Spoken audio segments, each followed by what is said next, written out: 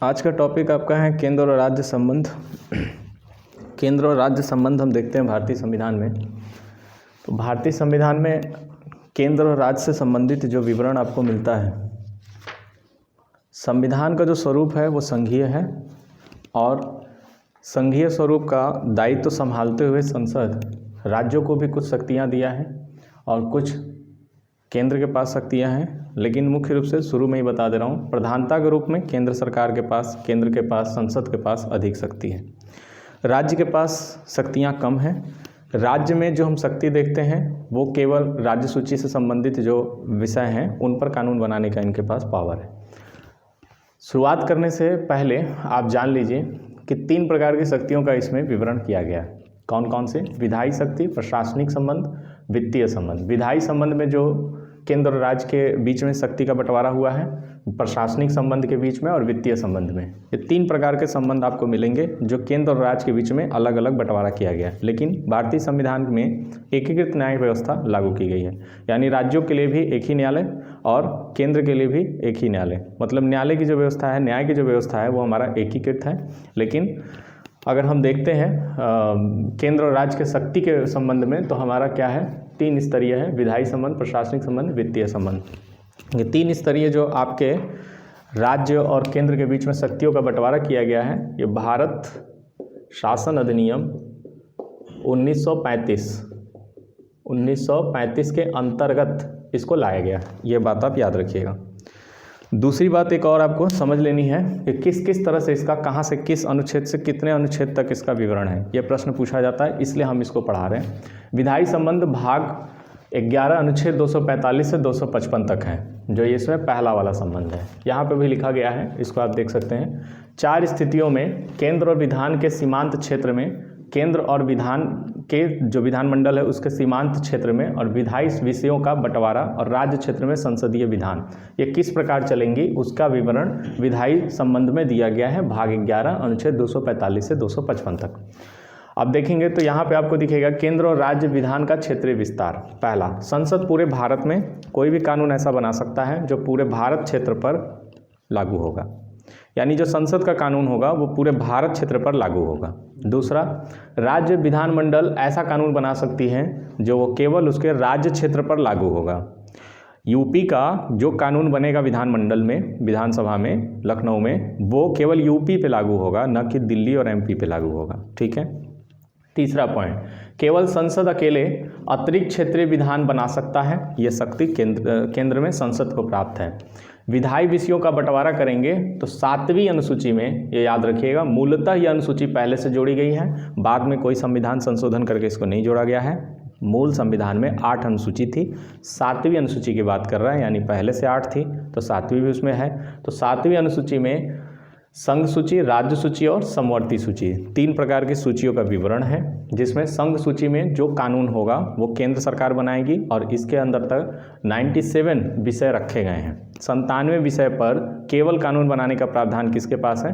केंद्र सरकार के पास, संसद के पास है। जिसमें कौन कौन से हैं? रक्षा, बैंकिंग, विदेश मामले, मुद्रा, आणविक ऊर्जा, बीमा, संचार, केंद्र राज्य व्यापार, वाणिज्य, जनगणना, लेखा परीक्षा।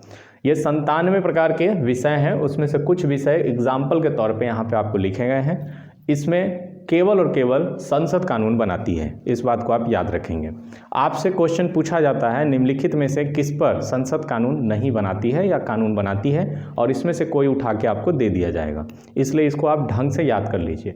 दूसरा, राज्य सूची है, यानी राज्य सूची पर कानून बनाने का अधिकार विधानमंडल, राज्य के विधानमंडल को प्रदान किया गया है, जिसमें वर्तमान में 66 हैं। कितने विषय हैं? 66।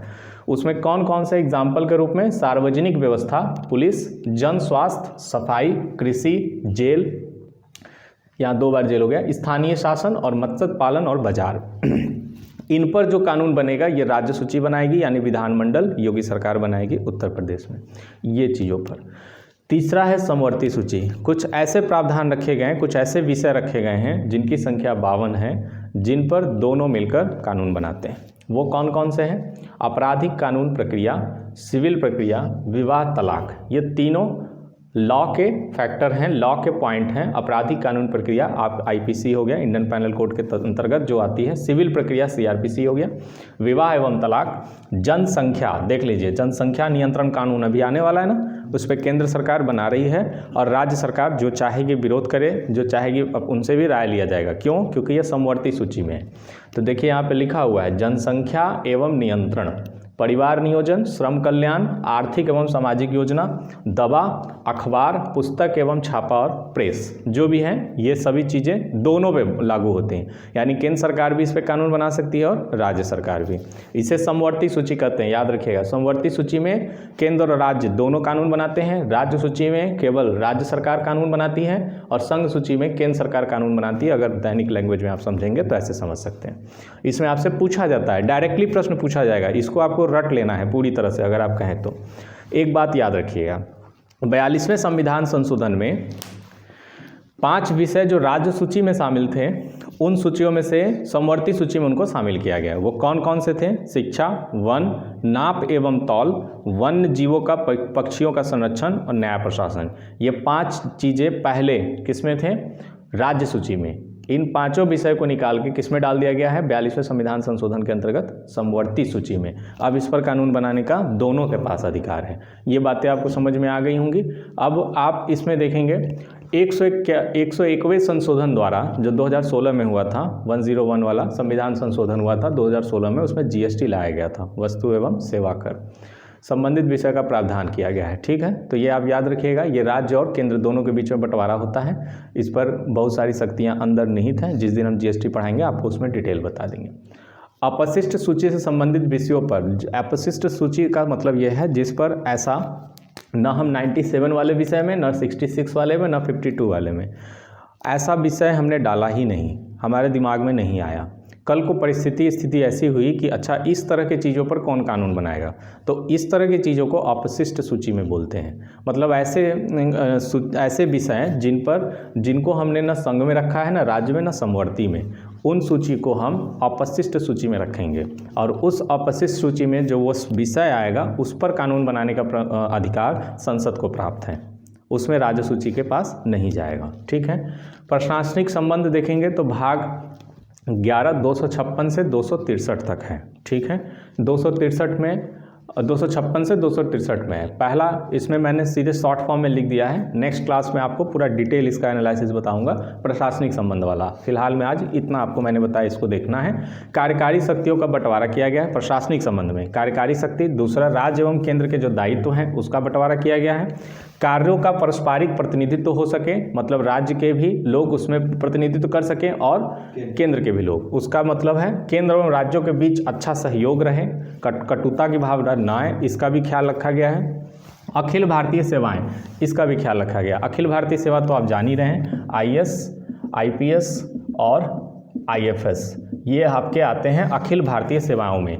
इनकी नियुक्ति केंद्र सरकार, ट्रेनिंग केंद्र सरकार यानी संसद के नियम के तहत, और इनकी जो नियुक्ति होती है, जो इनको पद मिलता है, वो कहाँ मिलता है? पूरे भारत के क्षेत्र में, यानी राज्य में भी, जिले में ये बनते हैं। तो देखा जाए तो ये केंद्र का भी मुद्दा हुआ, और ये अपनी सेवा कहाँ देते हैं? राज्य के किसी न किसी जिले में देते हैं। तो लेकिन इनका जो गठन और इनकी जो ट्रेनिंग होती है, वो सभी काम कराने का किनके पास? संसद के पास, केंद्र सरकार के पास शक्ति प्राप्त है। इसलिए अखिल भारतीय सेवाओं में इसको रखा गया प्रशासनिक संबंध, क्योंकि ये प्रशासन में ही जाके बनते हैं, इसलिए इनको प्रशासन में ही इंक्लूड कर दिया गया है, अखिल भारतीय सेवाएं। ठीक है, लोक सेवा आयोग आप तो जान ही रहे हैं, यूपीएससी लोक सेवा आयोग, उसका भी गठन कौन करता है? केंद्र सरकार करती है। संसद के पास कानून बनाने के उसमें प्रावधान है।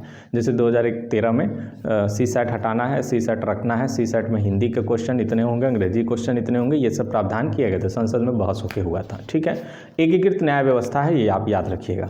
एक पॉइंट आपको समझ के रखना है, अगर बहुत ही टफ क्वेश्चन बनाएगा, बहुत ही ज़्यादा, तब आपसे ये क्वेश्चन पूछा जा सकता है। वो क्वेश्चन में क्या पूछेंगे वो हम आपको बता दे रहे हैं, एक चीज़ याद रखिएगा।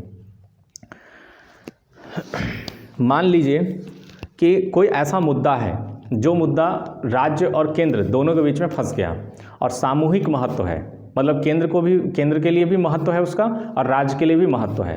तो इसकी जांच और बहस करने का शक्ति राष्ट्रपति के पास प्राप्त है। राष्ट्रपति बैठ के राज्य से संबंधित और केंद्र से संबंधित जो मुद्दा फंसा है उसका क्या कर सकते हैं, बहस और चर्चा कर सकते हैं और उस पर निर्णय भी दे सकते हैं, सुझाव भी दे सकते हैं। वो किस अनुच्छेद के अंतर्गत उनको प्राप्त है, तो 263 अनुच्छेद के अंतर्गत राष्ट्रपति को यह शक्ति प्राप्त है कि वो किसी सामूहिक विषय पर या सामूहिक मुद्दे पर जो केंद्र और राज्य के बीच में मुद्दा फंसा है उस पर वो बहस और चर्चा कर सकते हैं। राष्ट्रपति के पास यह शक्ति है, इसको याद रखिएगा।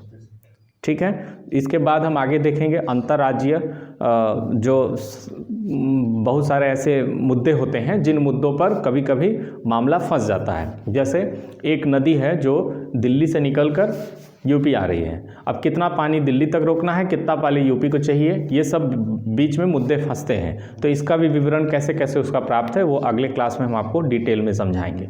इसको आप अच्छे से कर लेंगे। एक बात याद रखिएगा, इनसे संबंधित आपको बहुत सारे प्रश्न देखने को मिलेंगे और वो ऐसे प्रश्न होंगे जो जटिल बनते हैं, जो क्वेश्चन फंसाने वाले होते हैं।